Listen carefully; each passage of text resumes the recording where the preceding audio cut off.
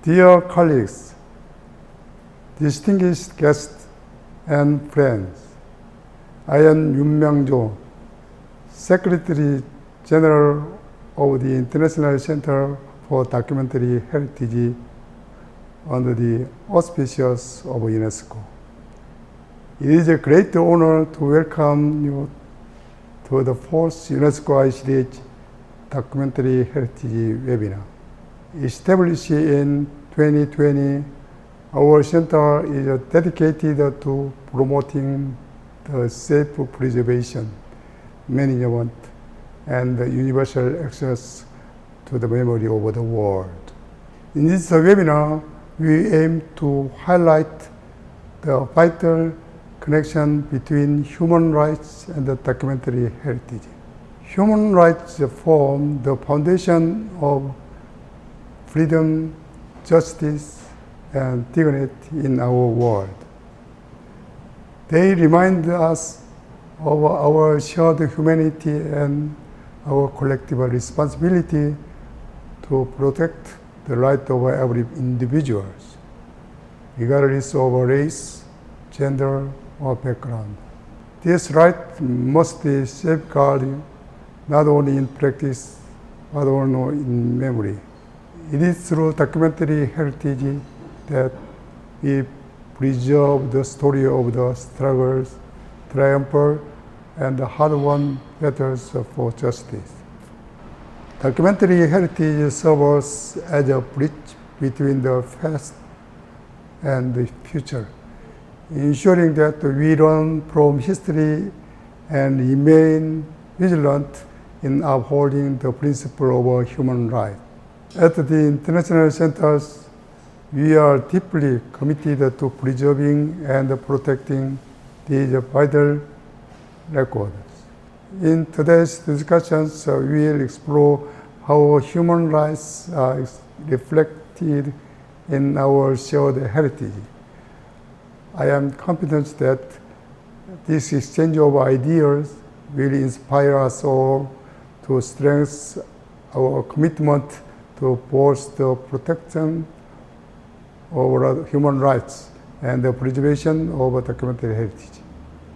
I encourage you to reflect on the universal value and share the memories that our heritage represents and the lessons they offer for our present and the future.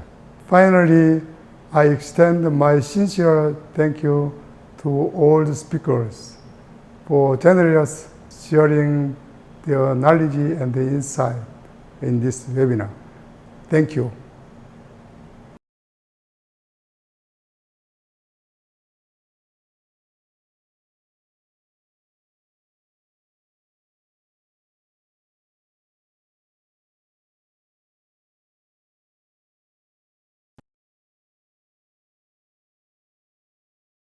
Greetings from the Nelson Mandela Foundation.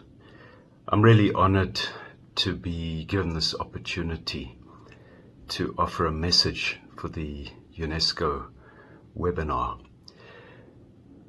Human rights, for me, a vital building block for justice, for freedom.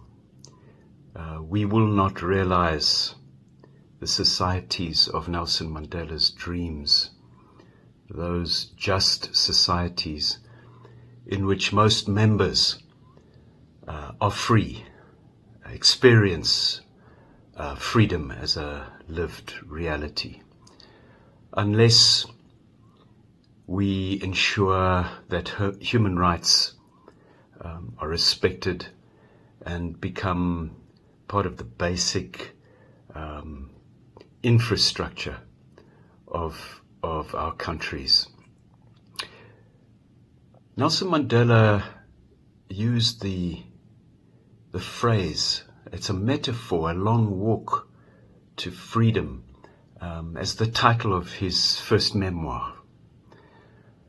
And he ended that work by reflecting on the reality that the walk never ends. When you think you have freedom, you lose it very quickly, because freedom is something that always has to be built, has to be nurtured, and reimagined as the world is constantly changing. One of the deep learnings for me from the life of Nelson Mandela is that this insight, the long walk, it works at the individual level as well. And I saw this in his life from very close up, because I spent quite a lot of time with him as we were setting up his personal archive. And maybe just to share three things that for me are of fundamental importance in understanding Nelson Mandela, but also become almost life lessons for us. The first one is that you, I'm sure, who are listening, will have often heard the statement that Nelson Mandela came out of prison without bitterness and embraced his former enemies. Well, that's not quite true. I got to know a Nelson Mandela who carried a deep well of woundedness, but he chose to channel his anger constructively. And that was something he had to keep doing through a long life. The second one, very closely related, is this question of failure. Too many of us, I think, are obsessed with avoiding failure. But Nelson Mandela failed at many things. But he chose to turn failure into a journey of discovery. And this is what, for me, made him special. 2 failed marriages, many years of university study. He failed 35 university exams. But he continued on that journey of discovery. A long walk indeed. And then a last example. Like all human beings, he had weaknesses. He had areas of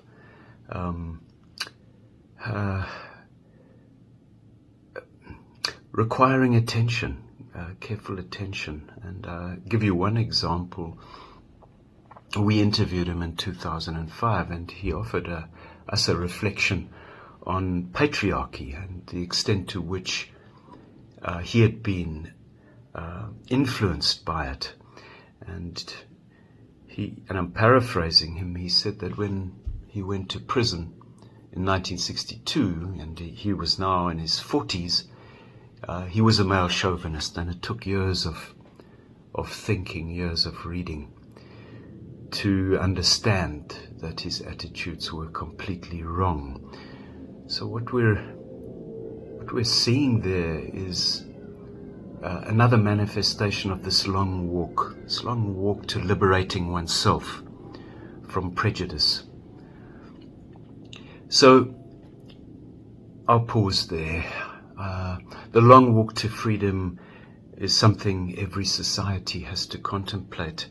And for each individual, that walk also never ends. The call of justice, I would argue, is for us to understand that walk, the individual walk and the collective walk, and never to give up. It's a long road, it's a tough road, but the calling is to keep going. Personally, I find the life of Nelson Mandela inspiring when things are getting really difficult, and globally we see it. The challenges are enormous, the complexities seem to grow, and one often finds oneself exhausted just wanting to give up. But he inspires us to keep going. Well, I hope there is some value in these reflections for those of you attending the webinar. Congratulations to UNESCO for organizing it, and I trust that the webinar will be stimulating for everyone who participates. I thank you.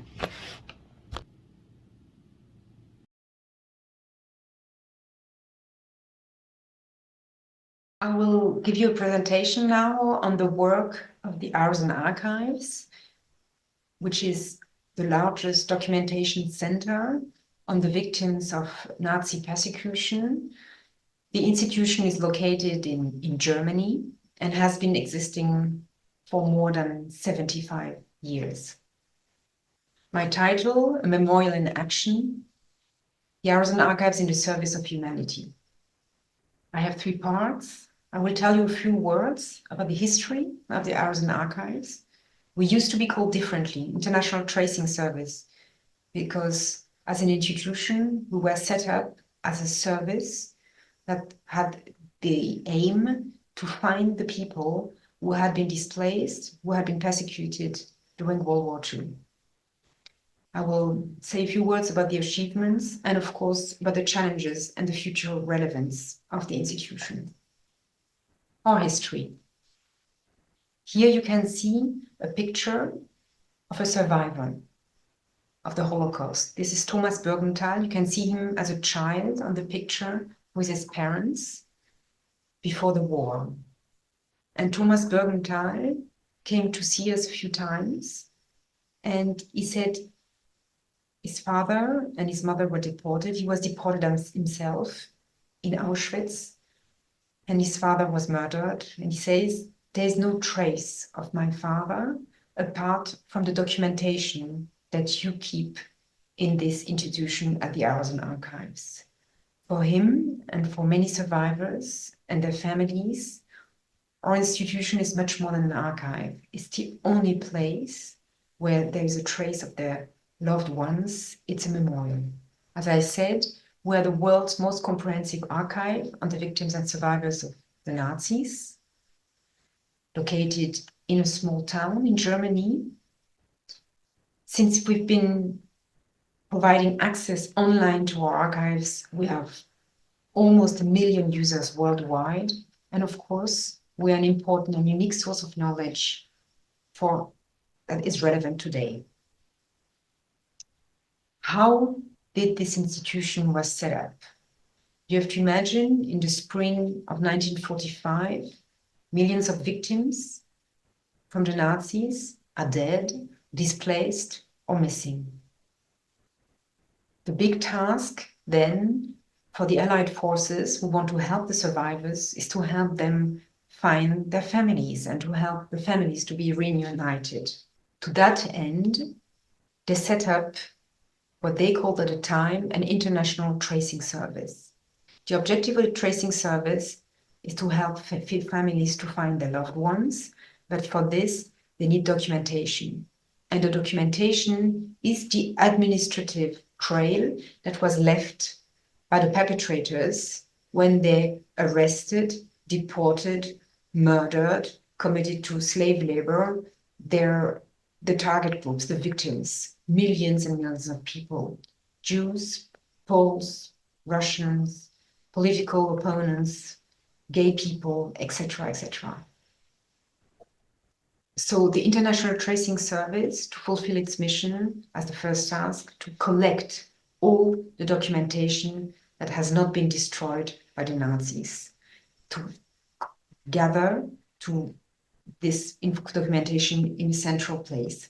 And you can see how it looks like at the beginning. We are talking about index cards, millions and millions of index cards that are being collected and stored in this big place here in Germany. You can see this lady in the front who is trying to order and maybe to check lists with the index cards. And in the back, you can already see people working. We can see this is all under very precarious conditions.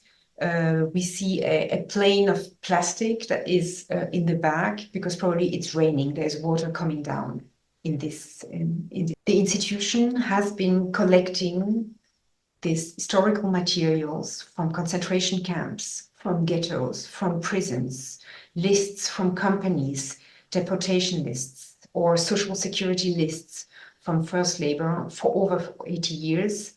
And right now, we say we have approximately 30 million historical documents that give us information about millions of people. We are traces of more than 17.5 million names in our documentation.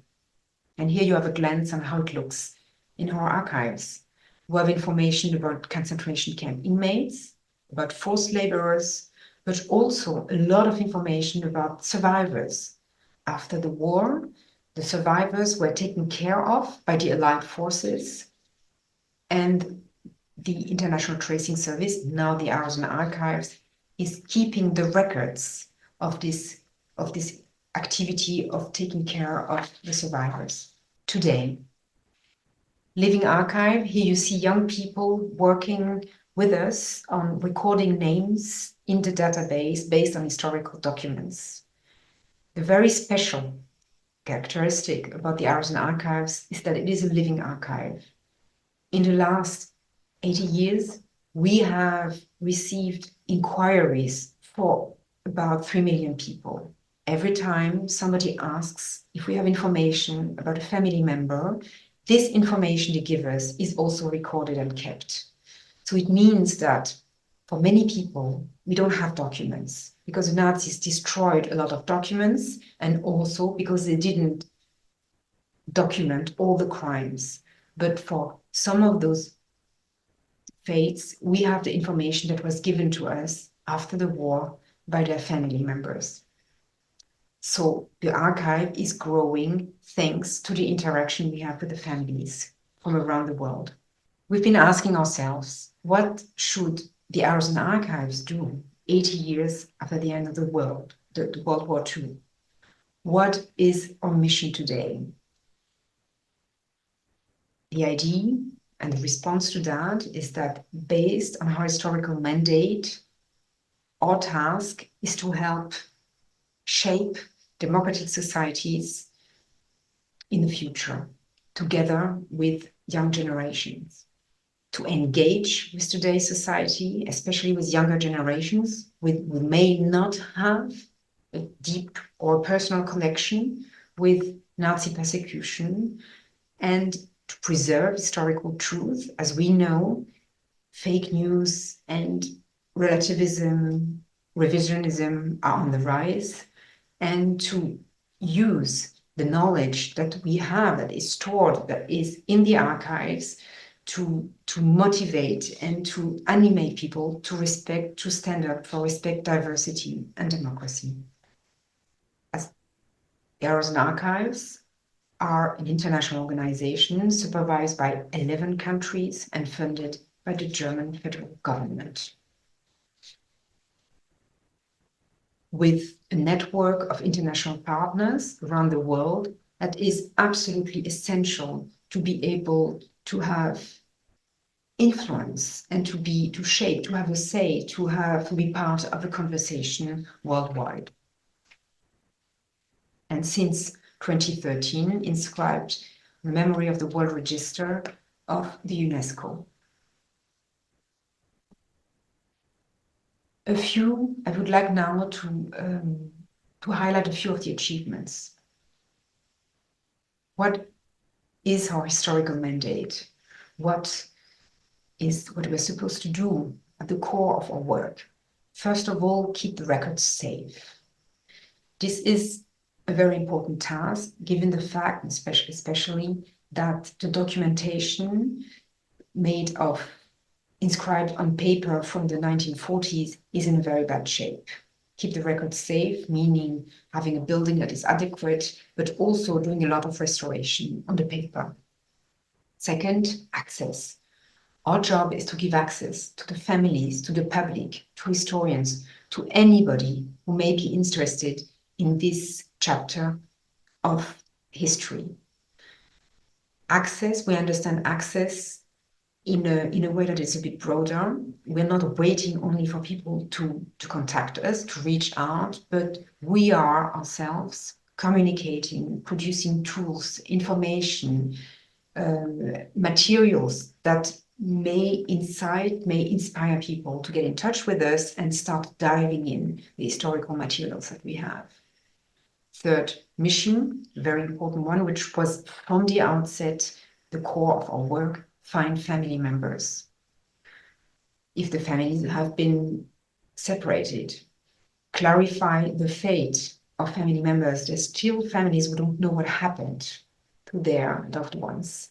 And since we still have a few personal belongings from inmates from Neuengamme and Dachau concentration camps, our job is also to find the families to return the personal belongings of those inmates. Keep the records safe. What do we do? Like many archives, we assess and organize the records.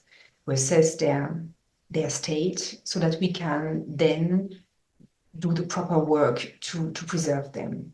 Storage is essential.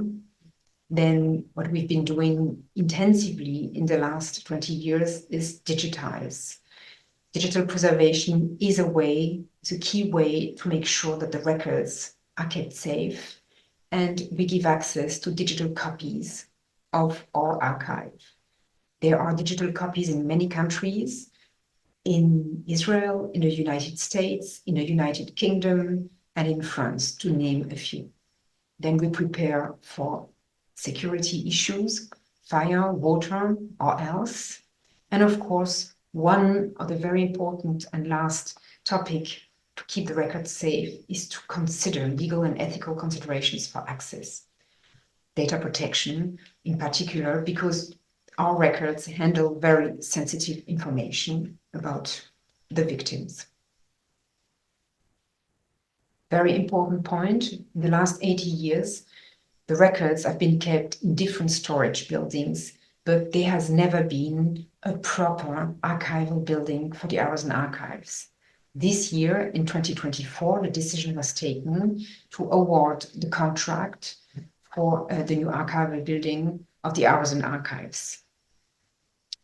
The building will be constructed and should be opened in 2028. For us, it's a major event because it's not only that the documents will be safe and properly stored, but also that they will receive an external shell that reflect the importance of the archive. Second point, give families, the public and historians access to the records and to the information. The online archive is a key gateway to the documentation. Since the opening of the launch of the online archive a few years ago, we've been increasing numbers of interested public. We are reaching almost 1 million users. We still respond to inquiries coming from all over the world.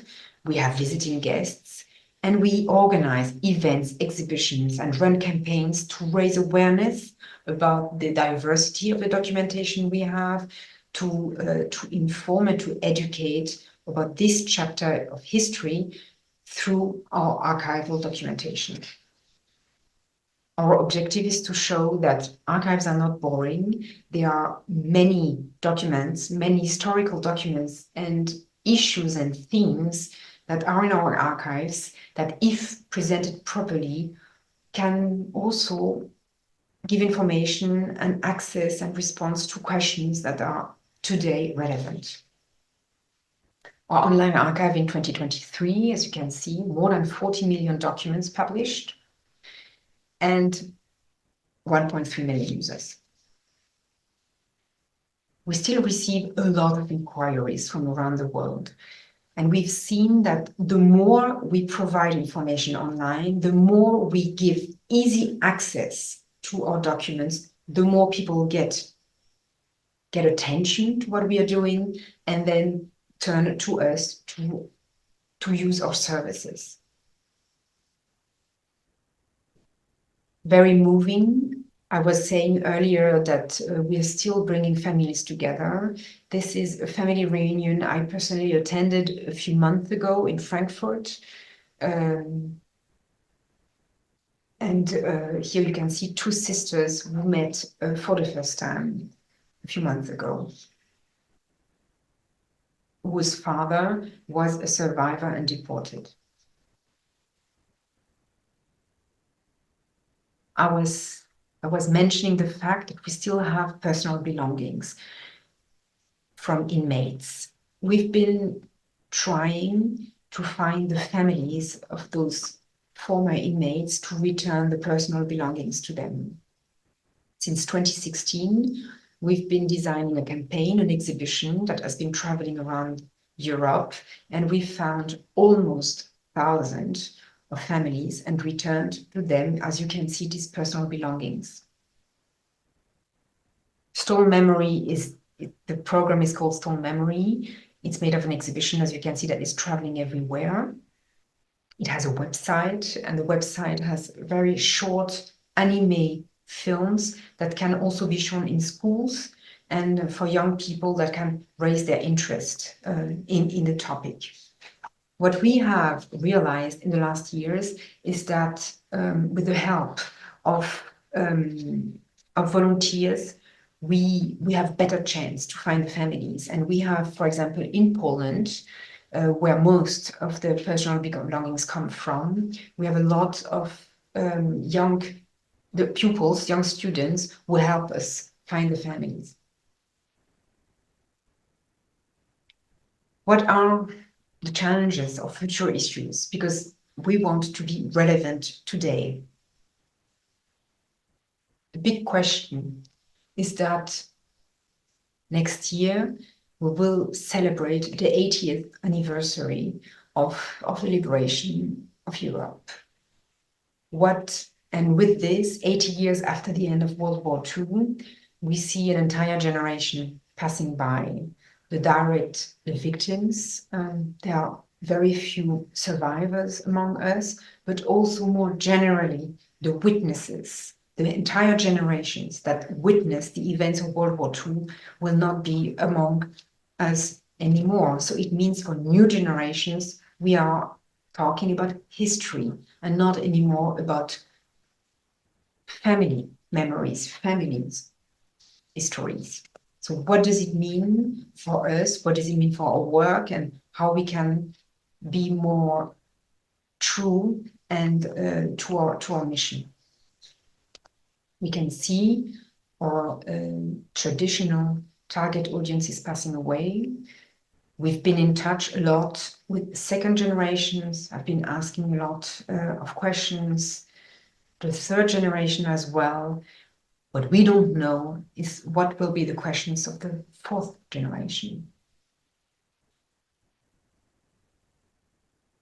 So how can we be useful? How can we address the questions of the fourth generation and still get them interested in what we are doing? For this, we commissioned a survey 2 years ago and asked the so-called Generation Z from Germany, between representative sample of young Germans between 16 and 25 years, if they were interested in the history of World War II and the Nazi persecution, and what were the questions that they were asking themselves.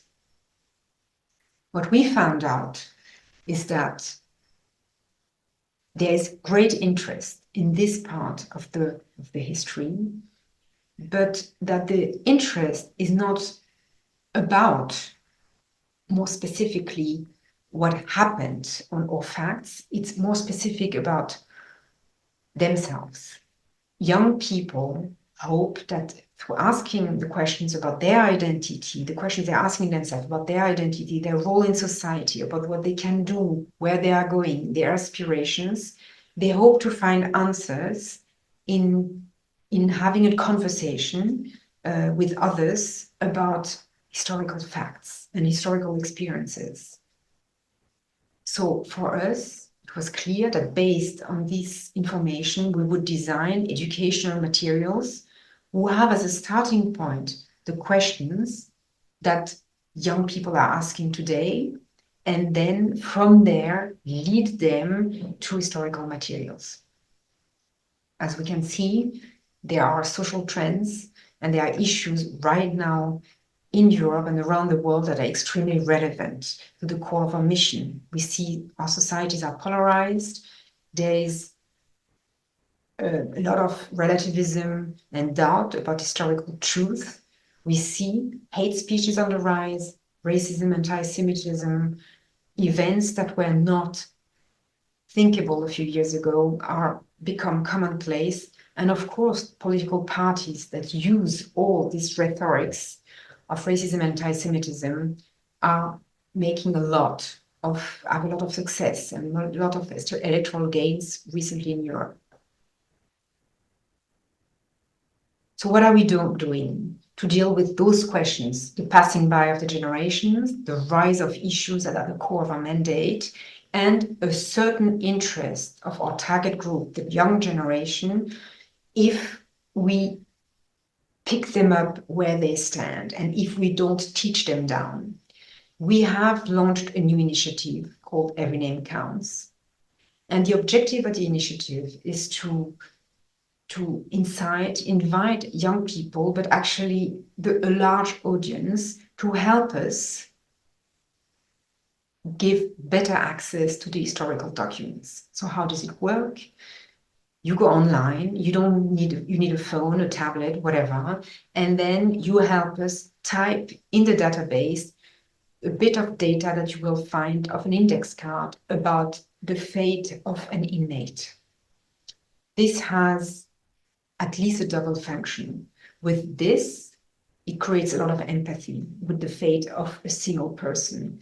Then generally you will learn something new about deportation, about the historical conditions, because there is context information that is provided.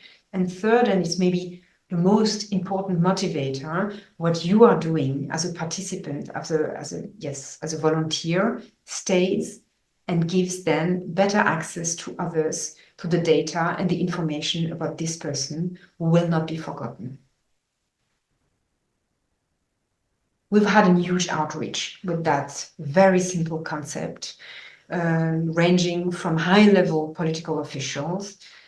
Here you see on the right hand the current German Minister of Foreign Affairs, to football players and young people, and even media have partnered with us, because the concept was compelling and combined a few things, having a very individualized personal approach, easy one, low threshold, and at the same time giving each and every person the opportunity to do something very concrete, very tangible that would stay. I mentioned earlier that we had commissioned a study to understand how young people are interested in this part of history and how should we be able to transmit and to educate about this issue. This is based on this study. We have launched recently an educational platform that is made of a lot of little, what we call games, or little digital access points to give each and every student the possibility to have a very individual pathway to accessing knowledge. Another way for us, and a key way for us to deal with the future, is to continue on a journey that was started 20 years ago. It's digitization. The more and the better we digitize, the safer the archive will be, and the better access will be worldwide. And we are convinced that the more comprehensive our digitization is, the better we will be able to respond to the needs and to the questions that new generations may have.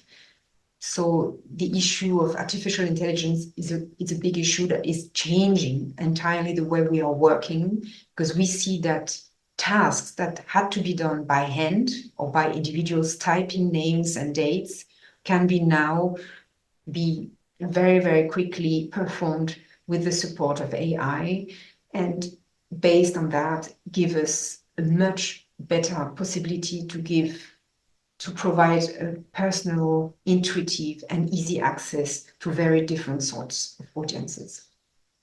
Digitization will be a conduit to access and to open data. We are convinced that in the future, the data that we have, that we collected, that we're keeping safe, and that we are trying to contextualize and to make accessible to, should be entirely open and could be used by anybody in the world. to make sure that this information that is historical truth, that is put into question increasingly, is made available and is kept present and center in our society. Thank you very much for your attention. And if you have any questions, you can get in touch via our website. You will find the address here on this page.